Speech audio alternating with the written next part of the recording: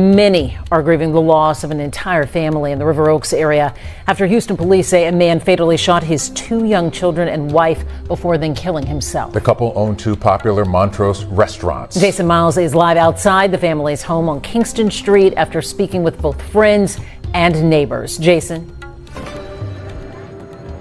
Hey there, guys. Yeah, around this time yesterday, police were stringing yellow crime scene tape across this street behind me after officers found 4 bodies inside that townhome.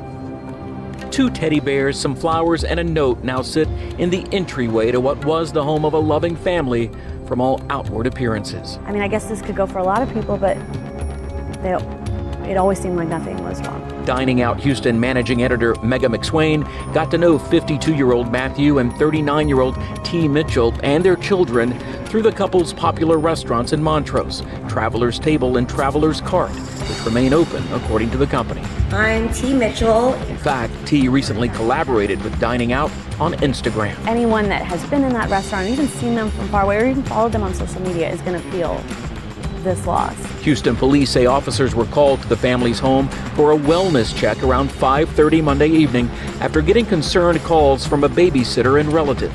Police believe Mr. Mitchell fatally shot his wife and children, ages 4 and 8, before turning the gun on himself. But I didn't feel like I could believe it until I heard it, that it was actually them. Because it's just so hard to believe. We've seen a number of people drive or walk by the home this afternoon, including neighbors who wanted to leave these mementos. Well, I personally know what it is to suffer a traumatic loss. And I can't imagine what the family is going through. And although we didn't know them personally, I just think the family needs to be loved on.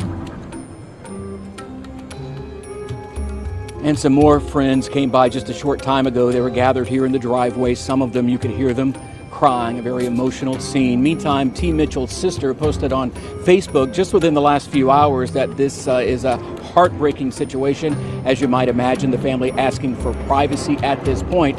And I should tell you, according to court records at least, there have been no prior domestic or other issues at this address, at least nothing on the record. Reporting live from the River Oaks area, Jason Miles, KHOU 11 News. Just an unthinkable loss for that family and a community now trying to make sense of it all. Jason Miles with the tragic story. Thank you. In the heart of Houston, Texas, where the skyline is dominated by the shimmering glass of oil conglomerates and the neon glow of a world-class culinary scene, the name Mitchell was synonymous with the American dream. Thy Mitchell and Matthew Mitchell weren't just restaurateurs. They were icons of a lifestyle that everyone craved but few could attain. They were the king and queen of a global dining empire, moving effortlessly from the Michelin star atmosphere of Traveler's Table to the vibrant street food energy of Traveler's Cart. To their thousands of followers on social media, they were the power couple, the perfect blend of business acumen, creative genius, and familial bliss. Their children, Maya and Max, were the crowning jewels of this curated life, often seen laughing in sun-drenched photos or exploring the world through their parents' adventurous eyes. But on May 4th, 2026, the illusion didn't just crack, it shattered into a million jagged pieces. The silence of their River Oaks mansion was broken by the heavy boots of the Houston Police Department, uncovering a scene so grim, so calculated, and so fundamentally heartbreaking that it defied every headline that had ever been written about them. This wasn't just a sudden tragedy, it was the final act of a play that had been heading toward a dark conclusion for months. While the world stares at the floral tributes outside their restaurants in stunned silence, asking how this could happen to the perfect family, we are here to ask the deeper, more haunting question: why?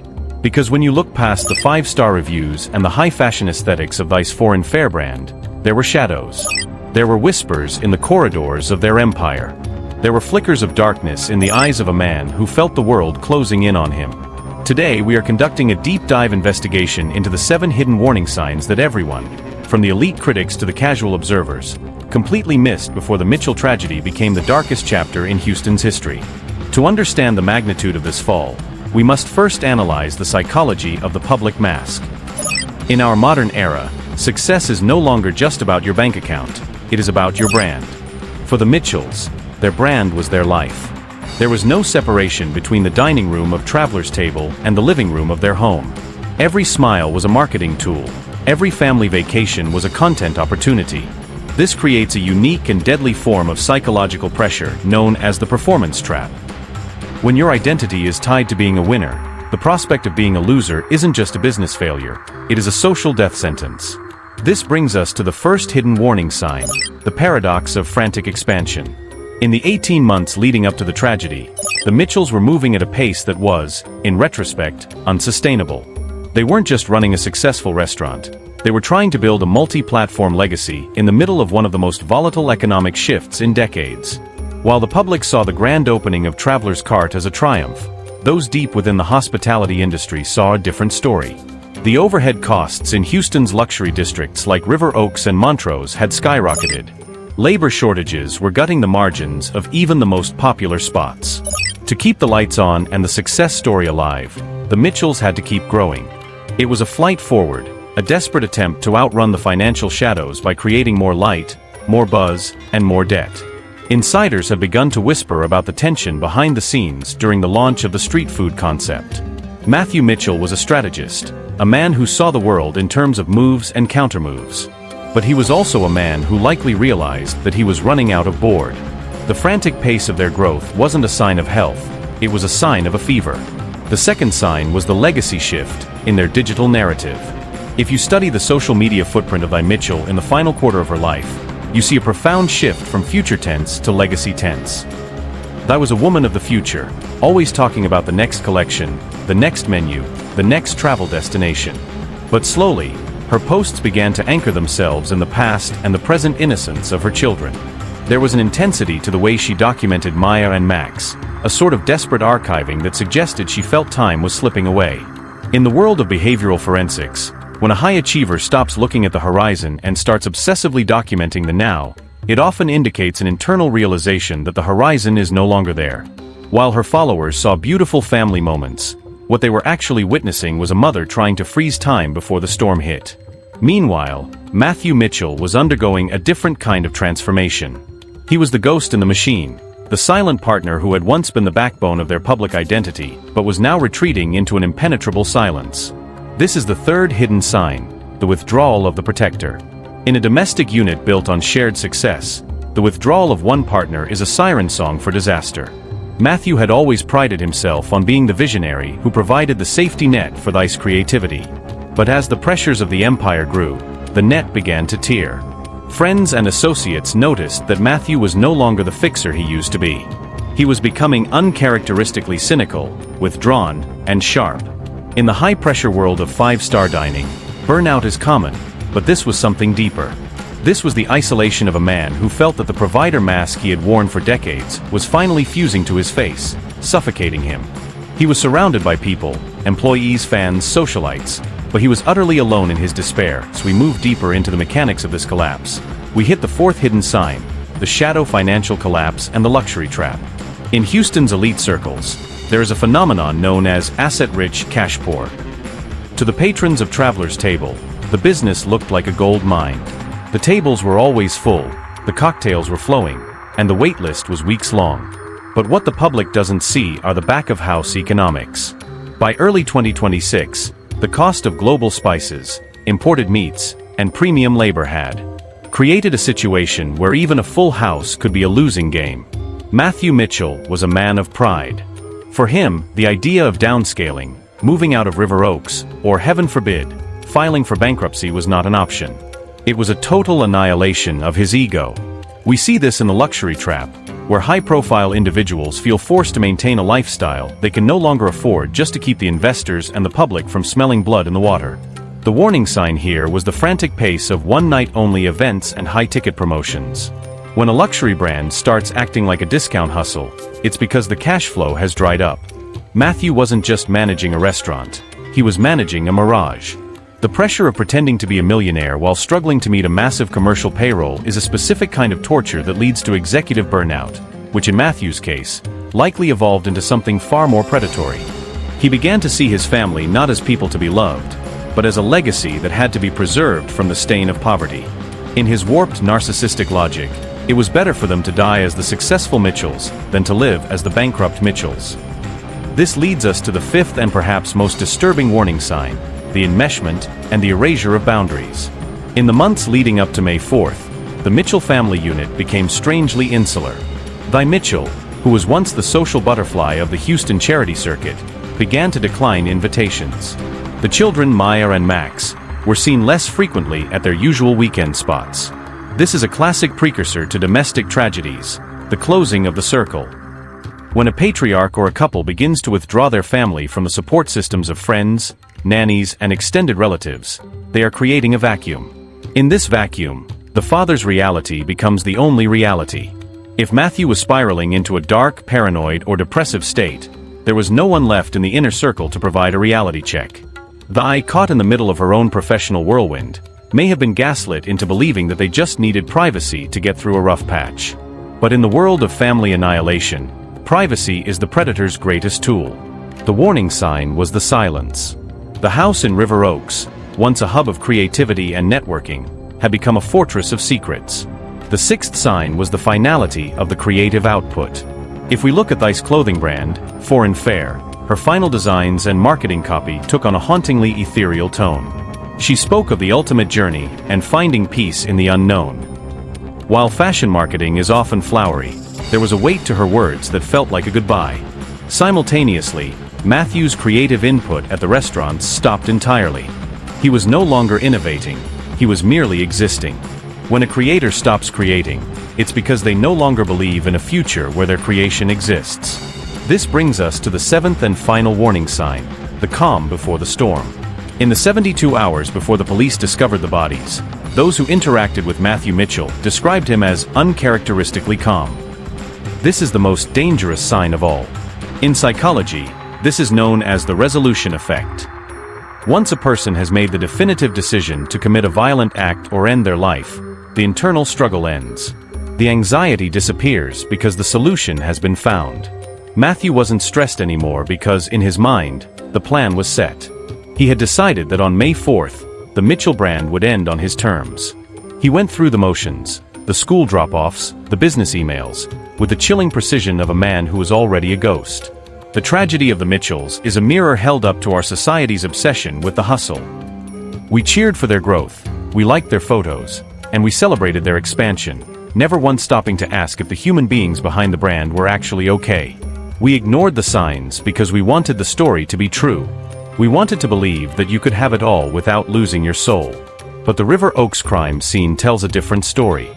It tells the story of a man who couldn't separate his worth from his bank account, and a woman who was so busy building a legacy that she didn't see the architect was tearing down the walls from the inside.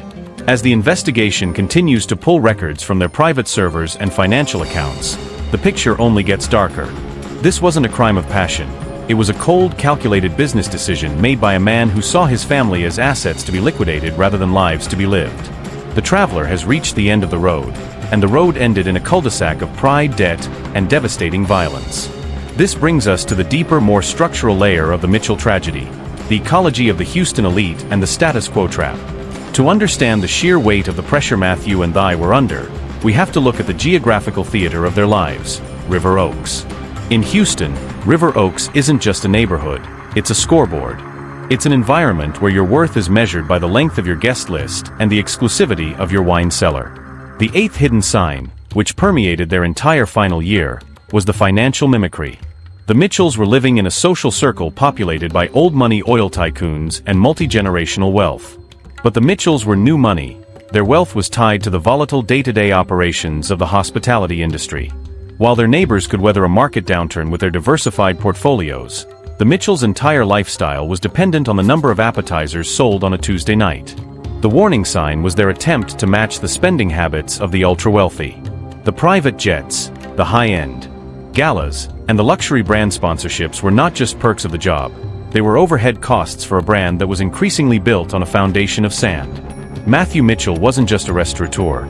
He was a social climber who had reached the peak and realized he didn't have the gear to stay there. The oxygen was running out, and instead of descending gracefully, he decided to cut the rope. The ninth sign involves the corporate gaslighting that occurs within high-level family businesses. In the months before the tragedy, employees at the corporate level of the Mitchell Group, the holding company for Traveler's Table, began to notice a shift in how information was shared. Matthew began to centralize control. He moved away from the transparent, collaborative style that had built the company and started making unilateral decisions. This is often a sign of a leader who is trying to hide a catastrophic mistake. Whether it was a bad investment, a massive tax liability, or a predatory loan taken out to save the clothing brand, Matthew was building a wall of secrecy. He was gaslighting his own team, and potentially herself, into believing that the slight dip in revenue was just a seasonal trend. This internal secrecy created a vacuum of accountability. In a healthy company, someone would have flagged the financial red flags. In the Mitchell Group, Matthew's word was law, and that law was becoming increasingly divorced from reality. This leads us to the 10th and perhaps most tragic sign, the golden child syndrome and the pressure on Maya and Max. While the world saw the Mitchell children as the luckiest kids in Houston, the reality of being a brand child is a unique form of stress. Maya and Max weren't just children, they were symbols of the Mitchells' genetic and social success. In the final months, there was an intensified focus on their perfection. The social media posts became more frequent but less authentic. Every photo of Maya at ballet or Max in the garden felt staged to provide a distraction from the growing tension in the house. This weaponized innocence is a classic strategy used by families in crisis. They use the children as a shield against criticism. If the kids look happy, the family must be okay. But neighbors have since recalled seeing a different side, the quiet, somber faces of children who were picking up on the vibrations of a household that was nearing a breaking point. Children are barometers for parental stress, and the Mitchell children were showing signs of emotional guarding that the public chose to ignore in favor of the pretty pictures. As we move toward the final psychological profile of the perpetrator, we must address the gilded cage phenomenon. Di Mitchell was a powerhouse in her own right, but she was operating within a patriarchal structure that Matthew had meticulously built. To the public, she was an equal partner. In reality, Matthew held the keys to the kingdom. He controlled the finances, the legal structures, and the ultimate direction of the brand. The 11th sign was Di's subtle attempt to diversify herself. Her clothing brand, Foreign Fair, was her attempt to create something that was entirely hers, something that Matthew couldn't touch. But in the world of a family annihilator, independence is seen as a threat. If Di succeeded outside of the Mitchell brand, she might realize she didn't need Matthew. If she didn't need Matthew, she might leave. And if she left, the perfect image would be destroyed. For a narcissist like Matthew, a divorce isn't just a legal separation, it's a public execution of their ego. He couldn't allow the world to see the traveler as a man who couldn't even keep his own wife. The investigation has now begun to look into digital footprints of despair. Computer forensics are expected to reveal a history of searches related to financial ruin, insurance policies, and perhaps even the logistics of the crime itself.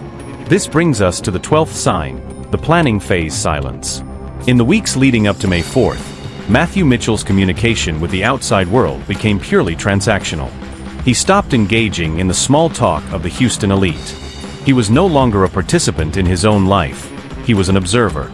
He was a man who had already checked out of the hotel and was just waiting for the car to arrive. This script is not just a retelling of a crime, it is an autopsy of the American dream gone wrong. It is a warning to every entrepreneur, every influencer, and every power couple that the image you project to the world is not worth the soul you lose in the process. The Mitchells had everything the world says you should want, and yet, in the end, it wasn't enough to save them from the darkness that pride and debt can create. As the sun sets over the quiet streets of River Oaks, the house on the corner remains a silent monument to the fact that perfection is a dangerous lie.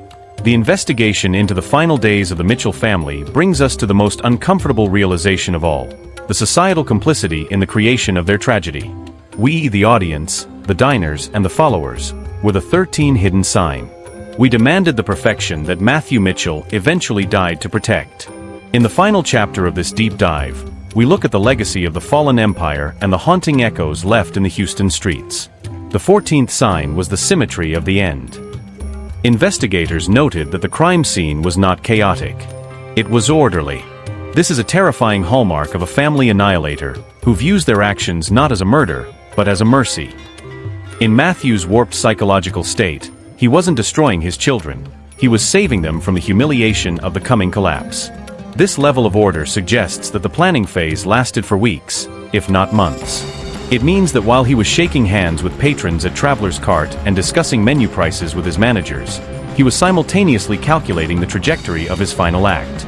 This dual-track existence, living a normal life while meticulously planning its destruction, is the ultimate warning sign that is almost impossible to detect until the curtain falls. As the community grapples with the loss, we must address the algorithm of despair. In our digital age, the Mitchells were incentivized to hide their pain. The YouTube and Instagram algorithms do not reward vulnerability. They reward success, growth, and aesthetic beauty. Di Mitchell was a victim not just of her husband's violence, but of a culture that told her she had to be a girl boss and a super mom simultaneously, without ever showing a crack in the porcelain. The 15th sign was the toxic positivity that permeated her final public interactions. When someone is constantly insisting that everything is blessed and amazing despite clear economic and professional headwinds, they are often in a state of high-functioning dissociation. They have detached from their own reality to satisfy the expectations of their audience. Final 60 days, Matthew had reportedly become obsessed with loyalty. He was testing his employees, looking for leaks, and becoming increasingly paranoid about his competitors. This paranoia is a common trait in those who are about to commit an act of mass domestic violence. They begin to see the world as a predatory place, and they convince themselves that their family is only safe if they are removed from the board entirely. The traveler had seen too much of the dark side of the world, and he allowed that darkness to consume his home. The aftermath in Houston has been a mixture of candlelight vigils and cold, hard reality. The restaurants, once symbols of global unity and culinary exploration, now stand as monuments to a private war. The final warning sign, the 17th, was the erasure of self. In the weeks before May 4th, Di Mitchell had begun to give away her personal belongings. Friends thought she was just decluttering for a move or a new season. In reality, it was a classic sign of pre-suicidal shadowing, where a person begins to detach from their material life. Whether she knew what was coming or was simply overwhelmed by her own internal battle remains a subject of intense debate among those who knew her. The tragedy of Di, Matthew, Maya, and Max Mitchell is a story that defies simple explanation.